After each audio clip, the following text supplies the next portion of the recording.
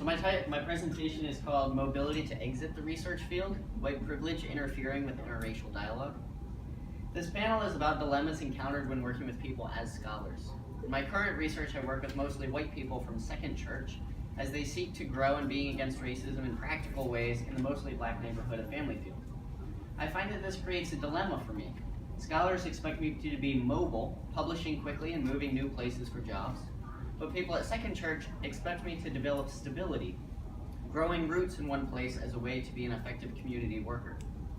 To the extent that this is a dilemma, there is the possibility that I could undermine or even undo some of the interracial trust that people at Second Church are building in Family Field. In this presentation, I make two moves. First, I describe this dilemma in more detail and argue that it's invisible as a dilemma within scholarly lines of thought. Then I work toward a set of interaction models to make my mobility or stability visible as a dilemma. I argue that this set of interaction models is flexible, generative, and facilitates critique of academic norms. Scholars expect other scholars to work quickly and be willing to move new places. To the extent that this goes without saying, it's helpful to remind ourselves that this is a constructed norm that we become acculturated to, through tenure requirements, a tenure clock, an expectation of nationwide job searches, and so on. Consider this excerpt from my institution's graduate student handbook. Ideally, you should make every effort to move more quickly than the required good standing deadline. Adhering to this faster schedule will give you more time to write your dissertation, and it will also allow you to position yourself better as a publishing scholar. In other words, my department couples pace of work and publication rate, mutually reinforcing them is helpful for a scholar to advance in the discipline. This structures scholars' sense of appropriate speed. People might say, of course, 7 years of funding is ridiculous, we only have 4. This participates in valuing speed, even if it defines it differently. In contrast to the scholarly perception, I find that people at Second Church suggest that to be working effectively against racism, a person must go slowly and be willing to root him or herself in a community. We see this in institutional teaching as well as individual articulation. At the institutional level, in late 2014, Second Church did a book study on a then new book, Slow Church, Cultivating Community in the Patient Way of Jesus. This quote comes from the second chapter on stability. Englewood is a dull-looking, gritty place. The landscape is flatter than a sheet of plywood, and on the surface of things, it looks like a rather dead place. The power of stability, though, is the chance to get below the surface, to recognize patterns, to become more sensitive to the work God is doing all around us. Stability is seen as a way for people to be effectively at work in the communities they seek change in. On an individual level, people at Second Church encourage each other to work toward stability. Earlier this week, I met with Aviva, a white woman who has helped me coordinate projects with Second Church, and Pastor Robert. Stability came up several times, but at one point Aviva was commenting on Ryan. Ryan is a friend of ours from Second Church who is adjuncting at the local college and has been perpetually ready to leave the city for a tenure-track academic job for 3 years or so. Aviva rehearsed her message to Ryan. It's okay for a career to not be perfectly perfect, but stay rooted in a place. This wasn't directed at me, but I feel the weight of her advice. Another component of individual reinforcement that people should be stable comes from the fact that both black and white people in Family Field informally associate black with low income and white with high income. And this association comes out especially strongly in talking about gentrification. The consequence of informally conflating race and class is that for people from Second Church participating in this project, being against white supremacy, which is ostensibly a racial category, also means aligning with low socioeconomic status or interests, ostensibly a class category. One of the ways this is manifested is through rootedness in a particular neighborhood. And as a white person who is walking with them and becoming more firmly against racism, then that would apply to me. In a sense, this is the dilemma. Scholars want me to be mobile, my field site wants to be stable, or at least it's a dilemma if we take the desires of scholars and Second Church as parallel. But mainstream research ethics doesn't see my mobility after a project as an ethical question, and stability is not professionally helpful in this case. So these mean that what feels like a dilemma to me doesn't fall within the interpretive lines that scholars have. Not only does this deny the kind of felt problem I have, and others may have, it also inhibits institutional critique. In the remainder of this presentation, I developed a set of models for how a researcher interacts with others, with the goal being to understand this dilemma as a dilemma. In these models, I use the term accountability, which is in an ethical register, but I also use being shaped, which draws on recent scholarship that sees rhetors as being rhetors because they are shaped, not just shaping. Instead of an ethical register, this is the register of the researcher becoming a better rhetor by tending to his or her affectability. The models I develop will give us theoretical grounding for working through dilemmas. Furthermore, each model is generative for our ongoing community understanding of interacting as a scholar. I would say that the dominant model for a researcher doing fieldwork has two parts. The first part regards the researcher's participation within the academic community. Accountability with regard to, let's call this internal community norms. The community in question here is the academic community, other scholars. So within the academic community, how are we shaped as researchers? I think of individual and group practices like citing sources, attending department meetings, being held to certain timelines. These are scholarly norms and rules that shape me in particular ways. So with these examples, maybe citing sources shapes me to see influence as discrete and identifiable. Maybe attending department meetings shapes me to pursue collective governance. And particularly relevant here, maybe being held to certain timelines shapes me to embrace mobility.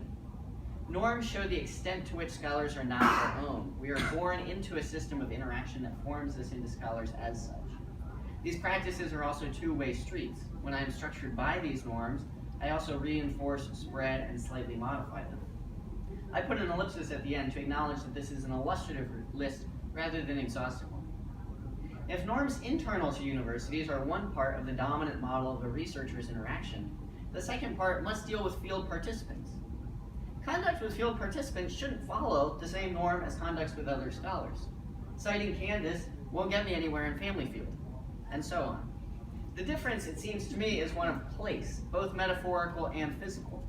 There are internal community norms, but from the university's perspective, there is also the need for external oversight. In other words, the dominant interaction model acknowledges an obligation to field participants and contains its management within scholarly efforts. We interact with research participants via the accountability measures that the university puts in place. The primary tool that scholars use for this external oversight is IRB, or Institutional Review Board, procedures. IRBs are federally mandated for research institutions, creating a shared understanding of minimal ethical conduct. In this dominant interaction model, other scholars shape the researcher through internal community norms, and external oversight. Because of this indirect accountability to research participants, we might call it the custody model of interaction. Importantly, although mobility is present, we see that stability is nowhere to be found. It certainly isn't a part of IRB approval. If we want to encounter my mobility or stability dilemma as a dilemma, we must go beyond this custody model. First, a reduction. For scholars who have never completed an IRB, the custody model may seem overblown. I would suggest that those scholars are tacitly following a reduced version, an insular model that's only a 1-by-1 grid. This insular vision of being shaped envisions scholarship as a closed loop from one rhetorician to another. The insular model can actually give us insight into the custody model. Is people's research really a closed loop? Even a study of presidential rhetoric is affected by the public figure. A study of a historical rhetor is affected by people from that time period. Perhaps in the custody model, there are ways beyond an IRB that scholars can extend oversight to these portrayals, ways that scholars who don't work directly with other people can nevertheless be shaped with regard to them. I think of, for instance, the acknowledgement section, or giving context for claims, or acknowledging our limited positionality. In light of these, I add an ellipsis here too. So now I move toward a reciprocation or a decentering interaction model. The custodial perspective has one significant gap. By assigning accountability to other scholars, being shaped is lopsided and asymmetric. The incentives for a review board, for instance, don't always align with the incentives for people in research projects. Historically, IRBs emerged out of embarrassing moral lapses committed by Nazi researchers, and then repeated against African Americans in the US over several decades in the Tuskegee syphilis experiment. The IRB process then is incentivized from self-preservation. IRBs fundamentally protect the research institution from lawsuits and public outrage. Beyond IRBs, the general idea of scholars taking responsibility for other people's reactions creates an egocentric perspective, even if we are well-intentioned. Relative to the insular model, the custody model increases what we are being shaped in the context of, but not who we are being shaped by. Scholarly forms of accountability are decentered in this vision, so that the researcher is accountable directly to the participants for norms internal to that participant community. Research on this has been active and include Aaron Hess's work on invention, kairos, and phronesis in the field, Sarah Mosley's idea of bridge projects, and Casey's idea of an other than IRB board, which in my case has been the Family Field Community Farm Advisory Board. Notably, it is through learning the norms at Second Church that I have come to see stability as valuable. Without being able to go into detail, this model also expects participants to be able to use some forms of external oversight for the researcher's scholarly work. Overall, the decentered model of being shaped is generative in the sense of providing categories for future innovation and labeling existing strategies for fieldwork as being part of a certain quadrant of accountability. The decentered interaction model allows space for conflict and dilemmas because it acknowledges scholars as rhetors twice over, once in the field and then again at their desk. Ralph Centrone gets at this when he separates the techne of doing fieldwork and the techne of writing ethnographies. Most importantly, the decentered model makes visible those conflicts between being shaped by scholars and being shaped by participants, articulated in ethical or rhetorical terms. In general, this allows rhetorical thinking to emerge. We are well prepared, theoretically, to deal with multiple, sometimes competing audiences.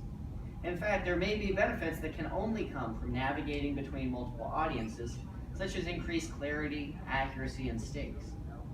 Dealing with dilemmas in the decentered model may afford new kinds of compromise that would appear unintelligible in the custodial model. Revisiting my mobility in the field with white anti-racism church folk, I am struck by new choices. Would it really be that bad to take a year or two off after the PhD to live in the same city? Is it really that bad to not move through a PhD program quickly? The decentered model reminds me that in being directly accountable to project participants, I am being more truly a rhetor with those people. What if being a rhetorical consultant for churches was seen as a possible future, enabled by being a trusted rhetor during fieldwork? Overall, I suggest that the decentered model makes fieldwork dilemmas visible, if not intelligible, and that these dilemmas may push our discipline. In the spirit of this presentation, I especially wanted to acknowledge the ways that I am not my own through a somewhat lengthy acknowledgement section, including my advisor, my colleagues, participants in last year's Summer Institute seminar, my other panelists, people from my field site, and the RSA, the hotel, and the staff who prepared this.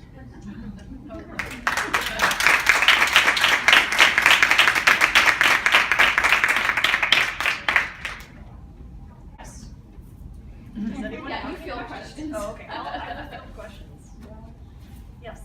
So all of you mentioned some different, all the presentations both sort of included some theory and some practice. And I was really interested in some of the sort of, practice things that all of you talked about. So one thing that you mentioned, a number of you mentioned, was sort of having an outside review board in addition to IRB, or writing in genres that are also sort of helpful and appropriate for the organizations that you're working with. In terms of your fieldwork, have you seen or done any other sort of practical things on the ground that you really think could sort of not continue to perpetuate inequality? Does that make sense? A little worried. I think it's constant negotiation.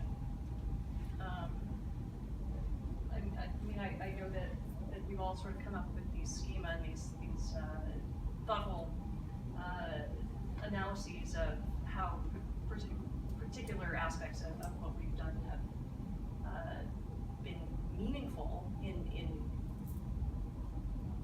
sort of pushing back against a kind of power differential. But I think for me, what was most tangible was sitting down and, I don't want to say in a contractual setting, but in some ways it ended up being a contractual arrangement where, we stated on a piece of paper what our needs were, what their aims were, and the things that I can do to help them, and verbalize as explicitly as possible what it is that I was doing.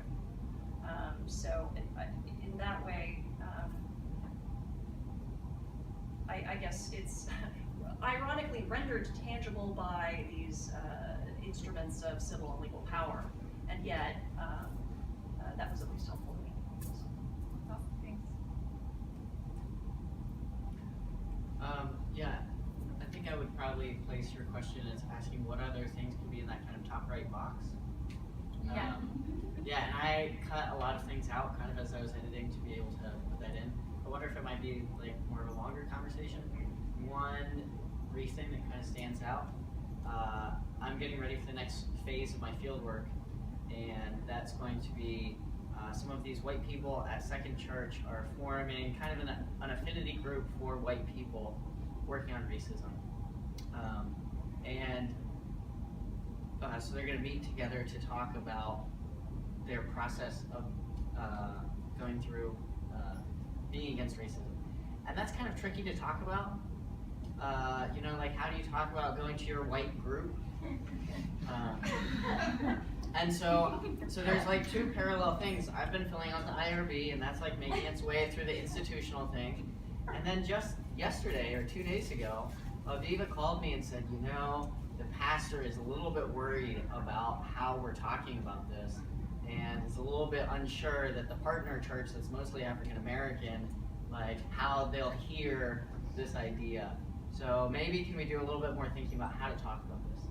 And it just kind of struck me, I'm pretty sure the IRB is not going to complain about how I'm framing it to them. And so this was an example of how being accountable and really in connection with my field participants are shaping me in ways that are kind of off the map for scholars. So that's one thing that comes to mind. Okay. Next question. Great. I first of all want to thank all of you for engaging with something that is so important. So it can be really difficult because, like many of you said, like this is where our heart is, this is where our passion is, but we don't also, that doesn't mean we can be self-critical and reflexive as we look at it. I want to bounce directly back to Candice's question because I think it's interesting. What do you think is uniquely rhetorical? What do you think rhetoric can bring to these questions? Because I'm at the University of Arizona and we're engaging with some of the same questions, but all through a cultural studies lens. So we're reading like Linda Alcoff and Spivak and not really engaged. Like I'm like, who is this Hess? Like I must find this Hess scholar. Because we're not really looking at it from just rhetorical scholarship. So what do you think rhetorical scholarship and a rhetorical perspective can bring to this discourse that otherwise might just be generally qualitative? Almost scholars in qualitative research should engage with it.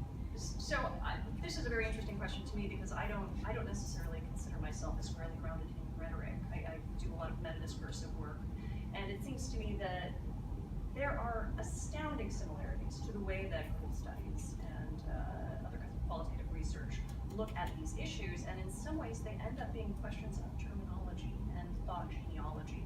But when you think about, and this is, making connections to rhetorical scholarship on phronesis, the self as kind of this instrument of prudential situated wisdom, that kind of rhetorical framework is perfectly amenable to the kinds of self-reflexive, kind of critical work that other qualitative researchers and authors do. Sorry, do you want to go? I think similarly because I'm in the discipline of communication, and there are critical and qualitative scholars in public relations or organizational communication, and so I really have to answer that question. And for me, I think it does come down to it's the experience of phronesis that I'm interested in. Being in the chair of the communicator, being the person who has to decide this goes on the page or this goes on the page, gave me a really different perspective to the scholarship I read later on when I was studying media and rhetoric. And I really want to know more about that process because I think so much depends upon that moment when it comes to the ethical direction. So for me, it's about the process of phronesis. Okay, I'll just be really brief. So really afraid of, honestly. And so that's why I study parents of kids with disabilities, because they are the natural advocates. And I see my kind of ethnographic orientation is really in figuring out ways to support parents in advocating for their kids. I realize it's kind of a cop-out, but it's one that I can deal with at this point. And so the rhetorical aspect I really see is like really nuts and bolts. Like, how do you write a good email that takes into account audience? Or how do you make an argument for your kid in an IEP meeting and like keep yourself together? So all of these things are just like on the ground communication practices that we kind of take for granted because this is what we study. But like people out there don't realize that, oh, they should maybe consider like how someone is going to be reading a particular way of describing something. So that's how I see it as rhetorical. I don't know if everyone else would agree, but for me that's kind of what makes it rhetorical for me, and it's also a form of advocacy that I can deal with at this point. It's like, I think it's also the reverse though, translating the rhetorical frameworks and the rhetoricality of how we sort of see these modes of persuasion, and understanding that we obviously need to talk about them differently, and that there are practices in these vernacular spaces that are doing rhetorical work, but they're not talking about it that way, and it's totally fine, you know, so. I have some hesitations with like centralizing it in rhetoric. The initial way that I talked about my project was as an ethical project. And I got very strong pushback from my advisors that basically said, what, are you just gonna tell everybody that they're being unethical? And actually I was at a panel and kind of went in that direction and accidentally offended a very senior scholar who had like dipped her toes into working with people. So I am like, I really shy away from framing it exclusively in ethical terms. And I wonder then, where else can you go? So where I was trying to go is drawing on Diane Davis's work, which kind of flips what a rhetor is, so that instead of being someone who affects someone else and persuades, is actually brought into being as a person through interconnectedness with other people. And so then there's two sides of it. There's not just shaping others, there's also being shaped. And so I feel like that really speaks to the way people are in the field. It's easy to not imagine yourself as a rhetor in the field because I'm not trying to persuade anyone, but that ignores the other side of that, of the way that we are being shaped in that. And so I've tried to frame this in terms of, we should adopt this because we value being rhetors.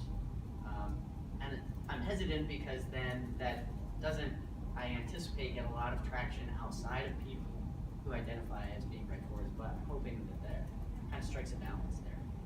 Well, it's a kind of rhetoric for, you know, a rhetoric of listening to, where there's an intersubjective component, not just kind of this unidirectional, I am rhetor, hear me advocate, you know? So, other questions? We're already over, but one last thing. Just a quick thing, I haven't heard you talk about this, but another aspect to me of your work, and thank you so much for giving us an overview of your projects, is the dialectical nature. So you're really working through the theory and praxis. You're also working through form and content and mind and body, and the way that you know, the discursive nature of what you're doing is discourse is doing things, rhetoric does things, and so you're actually looking at, you know, action and language, talking about it. So I think that there's a very dialectical quality that I hadn't heard you mention, but I think that that's present in all of your projects. Thank you. I think the question that you were asking is really still about what is special about this in terms of rhetoric, and it's something I've worried about for a long time. So it seems to me that a variety of answers have been made. Kairos, for instance, thinking about Kairos, and actually pursuing it not so much theoretically, but how does it emerge from within context is interesting. So the rhetorical vocabulary itself is terrifically fruitful. I've been completely puzzled by Cora. I have no idea how to treat Cora from an ethnographic kind of. In fact, it almost seems to violate the very notion of ethnographic possibility. But that may be completely wrong about that. But anyway, there is something else I think that's very specific about all of this. Everyone is involved in social justice. Well, actually, I did hear social justice all over the place. So it seems to me that rhetoricians do have an opportunity to explore ontologically the very premises which underlie anthropology, it seems to me. If we think of anthropology as a modernist discourse devoted to a kind of philosophical egalitarianism of some sort, exploring the possibilities of a kind of egalitarianism. What is interesting to me that no other disciplines actually try to pursue what is freedom, what is social justice, what is equality, what are they in terms of being buried within the sort of modernist imaginary.